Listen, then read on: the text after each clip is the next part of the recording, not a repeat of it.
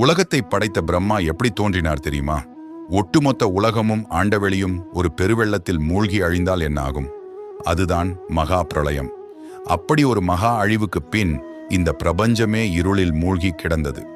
அப்போது காக்கும் கடவுளான மகாவிஷ்ணு பார்க்கடலில் ஆதிசேஷன் என்ற பாம்பின் மீது ஆழ்ந்த உறக்கத்தில் இருந்தபொழுது மீண்டும் உலகத்தை படைக்க வேண்டும் என்ற விஷ்ணுவின் எண்ணத்தால் அவருடைய தொப்புளிலிருந்து 1000 சூரிய பிரகாசத்துடன் கூடிய ஒரு பிரம்மாண்டமான தாமரை மலர் தோன்றியது.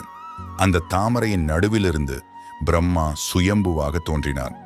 இதனாலேயே அவருக்கு நாபிஜன் என்றும் பத்மபூ, அதாவது தாமரையில் பிறந்தவர் என்ற பெயர்கள் உண்டு. பிரம்மா தோன்றியவுடன் சுற்றிலும் நீர் மட்டுமே இருந்ததால் தான் யார் தன் பிறப்பின் நோக்கம் என்ன என்று தெரியாமல் திகைத்தார்.